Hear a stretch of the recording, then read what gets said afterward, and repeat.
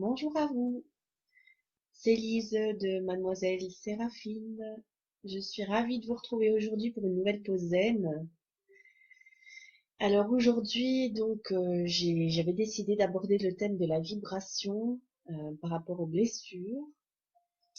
Et figurez-vous que j'ai eu deux questions super intéressantes cette semaine, je vais y répondre aussi. Si nécessaire, je le ferai en deux fois. Et puis il y aura la petite carte, bien sûr, sur la blessure du jour. Alors, je vois que ça fonctionne. Bonjour. Ouais, donc je me lance. Voilà. Alors, je voulais d'abord commencer par vous dire que ça fait plusieurs vidéos que j'enregistre, enfin plusieurs directs qui sont sauvés en vidéo, et donc les replays sont disponibles sur la page qui porte le nom de la pause zen. Et vous pouvez aller revoir ce qui s'est dit avant parce qu'il y a beaucoup de questions concernant la dépendance affective, il y a beaucoup de questions concernant les blessures, etc., dont on a déjà parlé et sinon j'ai pas assez de 10 minutes pour compléter. Donc je vous invite à revoir chaque fois les thèmes sont mentionnés en dessous de la vidéo, donc n'hésitez pas, abusez-en. Alors la vibration. On a eu une discussion assez intéressante avec des amis et mes parents il n'y a pas longtemps sur les fréquences vibratoires, par exemple de la maladie. Et donc la personne en question disait que un chien était capable de détecter une personne malade parmi un groupe. Et en fait, il n'y a pas que le chien qui sait faire ça. Nous aussi, on sait faire ça, puisque on a tous une certaine vibration et en fonction de l'état d'âme dans lequel on se trouve, on vibre différemment. Donc vous savez qu'il y a des vibrations très hautes et il y a des vibrations très basses. La peur, la crainte, l'angoisse sont dans la catégorie très basse et puis tout ce qui est amour, compassion, joie, gaieté, bonheur, bonne humeur, etc. vibre plus haut d'office. Alors, le lien que je fais avec les vibrations et les blessures de l'âme, c'est que chaque blessure porte sa propre vibration.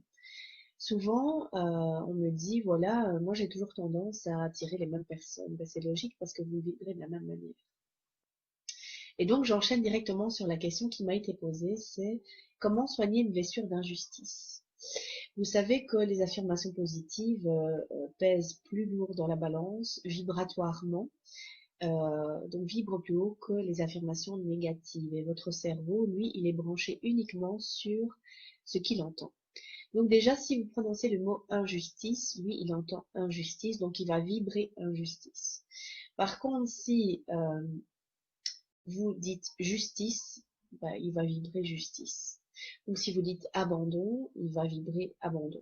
Si vous dites injustice, si vous dites trahison, si vous dites humiliation, si vous dites rejet, voilà, tout ça porte une vibration particulière et donc vous entretenez cette vibration. Et c'est pour ça que vous allez attirer à vous des situations, des personnes ou des schémas, qu'ils soient intergénérationnels, transgénérationnels ou même karmiques, qui vont se présenter à vous pour que vous puissiez vous rendre compte que vous vibrez de telle manière et que c'est même toxique pour vous. Mais la personne qui se présente ou la situation qui se présente à vous n'est là que pour vous faire grandir et vous faire prendre conscience de ça.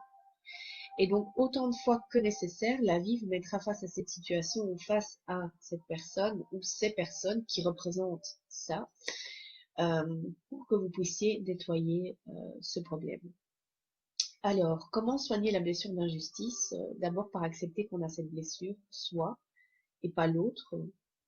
Et ensuite, essayer de ne pas tomber dans d'autres blessures. Donc, par exemple, moi, j'ai remarqué que j'avais tendance à soigner la blessure d'injustice par une blessure de rejet et donc ou d'abandon.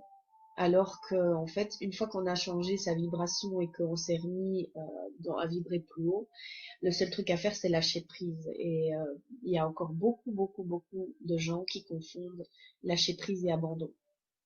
Voilà, dont moi, la première, mais à coup de pas. Donc je note comme sujet pour vendredi la différence entre l'abandon et le lâcher prise. rendez-vous vendredi si ça vous intéresse du coup. Voilà.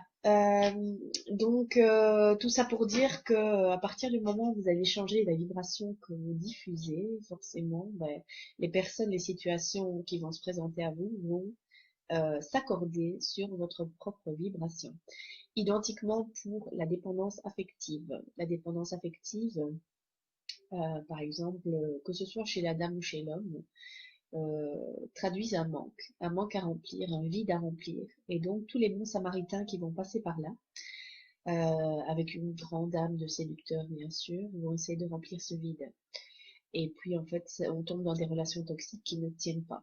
Pourquoi? Parce que le bon samaritain a lui aussi son propre vide à combler. Et donc du coup, il se rend vite compte que l'effet miroir est là pour quelque chose, pour lui apprendre à grandir et ce genre de choses. Donc voilà, plus vite vous soignerez vos blessures. Attention, c'est pas une course contre la montre. Quand je dis plus vite, je veux dire par là que à partir du moment où vous aurez détecté votre blessure et que vous serez dans l'acceptation et plus dans le rejet, c'est déjà la moitié du travail qui est accompli. Ensuite, vous pouvez vous faire accompagner pour que ça puisse passer un peu plus facilement parce que c'est ce sont des ancrages parfois sociétaux, parfois parentaux, euh, parfois même karmiques, et donc du coup c'est dur de s'en libérer, déjà parfois de le voir, de le constater. Mais si vous utilisez l'autre comme un miroir efficace, c'est facile à faire finalement. La deuxième question étant comment est-ce qu'on peut faire sortir les peurs? Et j'ai répondu à cette personne, ne t'inquiète pas pour ça, elles vont sortir d'elles-mêmes. Donc on est dans une semaine assez particulière puisque après tout le gros nettoyage du poisson, la purif et la purge même du bélier, on arrive en taureau, les énergies sont plus douces, mais c'est pas pour ça que ça s'arrête. Et donc en douceur, ce qui doit encore émerger va émerger. Et cette semaine particulièrement, ce sont nos plus grosses peurs. Celles qu'on n'a jamais eu envie de regarder en face, celles qu'on a toujours été entérinées quelque part, histoire que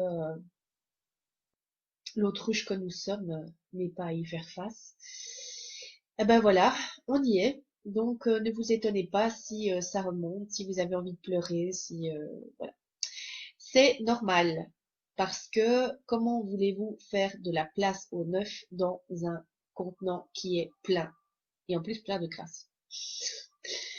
Voilà. Donc d'office, quand vous allez introduire de la paix, de l'amour, de la lumière, de la joie, ben forcément tout ce qui va remonter, c'est la crasse à sortir. Donc n'ayez pas peur de ça et surtout n'allez pas appuyer dessus pour que ça re-rentre.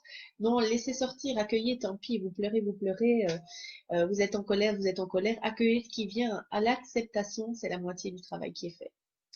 Voilà. Je pense que j'ai fait le tour de mon je vois dans les commentaires, tiens donc je comprends mieux. Hein. À ton sujet, j'espère. Bonjour tout le monde, j'espère que vous allez bien vous aussi. On est à 8 minutes 29, donc je vais faire le tirage de cartes dans un second tirage. D'accord? Je vous retrouve tout de suite. Donc, je vous remercie d'avoir été présent avec moi pour ce sujet. Je répète donc que tous les replays sont sur la page de la pause Z. Allez voir tout ce qui est dépendance affective, etc. Comment on fait pour se retrouver à soi-même, pour rentrer chez soi et se connecter à la source. J'avais proposé un exercice. Et voilà, je vous retrouve vendredi donc sur le thème de l'abandon et le lâcher-prise. Quelle est la différence entre les deux? Je vous embrasse bien fort. À vendredi, portez-vous bien. Salut!